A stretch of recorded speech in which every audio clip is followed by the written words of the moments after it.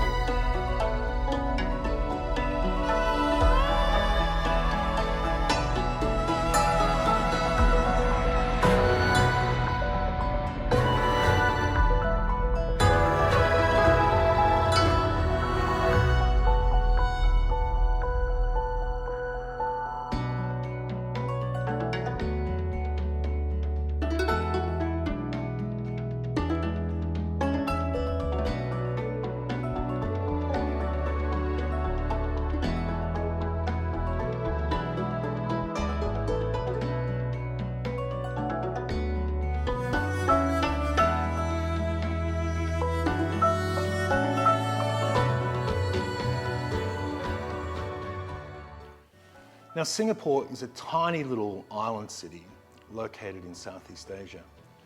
But despite its tiny size, it has a rich and complex history that spans several centuries. But not even Raffles would agree with this. He marveled at tales of Singapore's illustrious past, of mighty Sumatran princes, magnificent lions, and lush Malay kingdoms.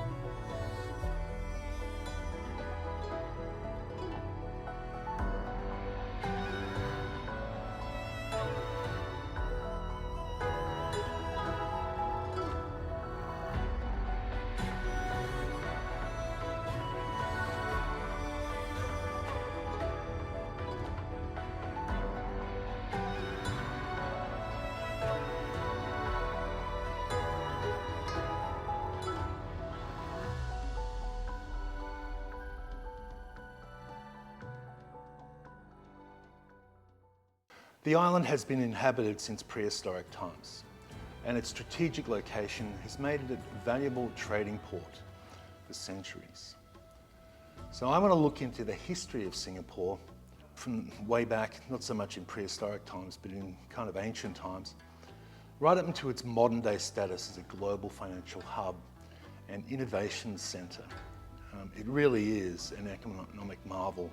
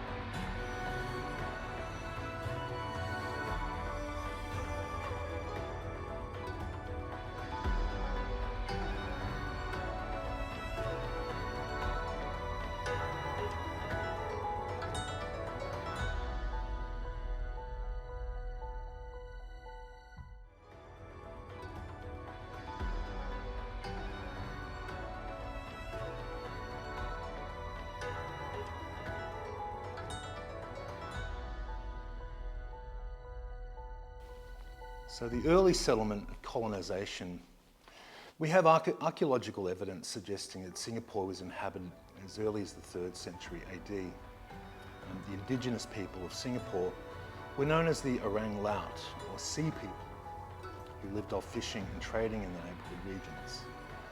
In the 14th century, Singapore was part of the Srivijayan Empire, again a maritime empire that controlled much of Southeast Asia. In the early 19th century, Singapore was a small fishing village with a population of only just a couple of 100,000.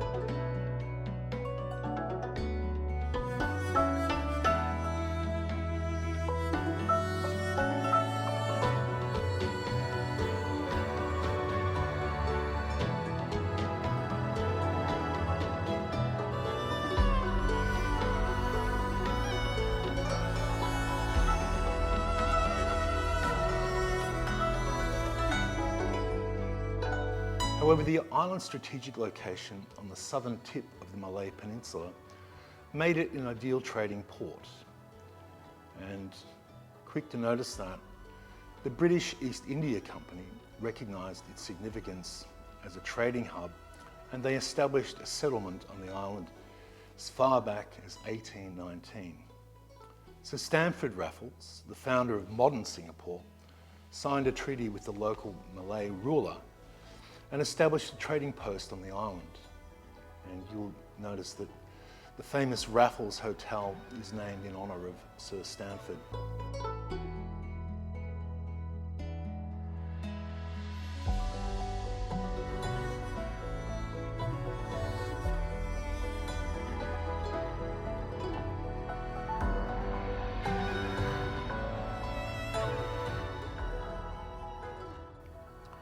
So under British colonial rule, Singapore underwent rapid development.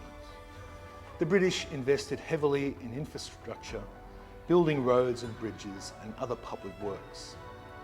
The city also became a centre for trade and commerce, attracting merchants and traders from all over the world. And the population of Singapore grew rapidly, with migrants from China, India, and other parts of Southeast Asia coming to work and trade.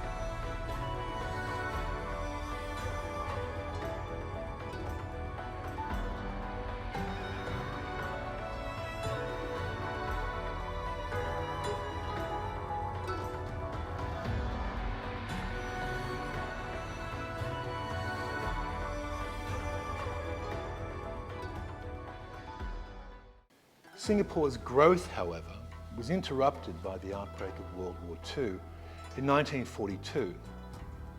The good old Japanese invaded Singapore and occupied the island for 3 years. The Japanese occupation was brutal, with thousands of civilians killed and many more were forced to work as slave labourers. After the war, Singapore returned to British colonial rule. However, the island's people began to demand greater political and economic autonomy. I guess they must have been sick of being masters from other people. And in 1959, Singapore held its first general election, and the People's Action Party, led by Lee Kuan Yew, won a landslide victory. Lee became the first Prime Minister of Singapore and began a program of rapid modernisation and economic development. In 1963, Singapore joined with Malaysia. You see, the whole of my adult life,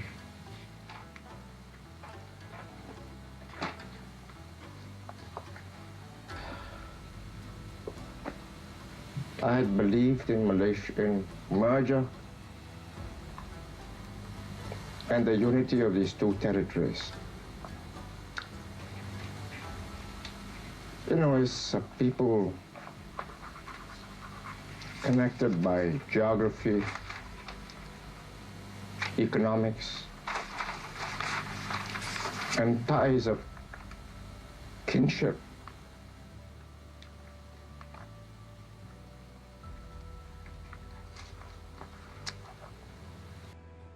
if you don't have that natural zest,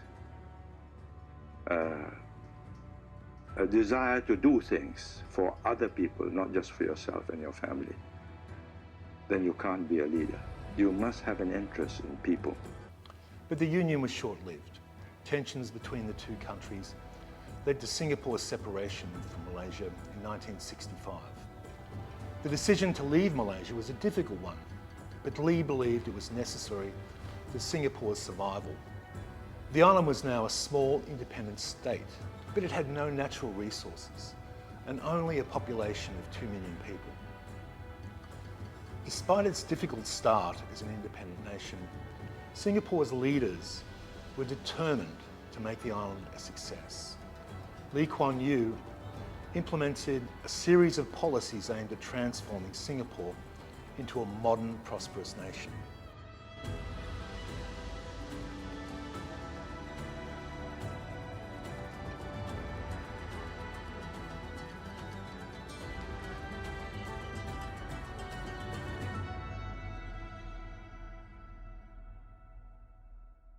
I have lasted because I learned very early on, never say something which I'm not going to do. I don't have to say it, that I'm not going to do it, but if I say I'm going to do it, I have to do it. And they know that, and they're comfortable with me. The government invested heavily in education, in healthcare, infrastructure, and encouraged foreign investment to create jobs and stimulate growth. Singapore's economy grew rapidly, fueled by its strategic location, skilled workforce, and business-friendly policies. The government also promoted the culture of efficiency and hard work and encouraged Singaporeans to save and invest in their country's future. By the 1990s, Singapore had become one of the world's wealthiest nations, with a per capita income that surpassed many much larger, more populated nations.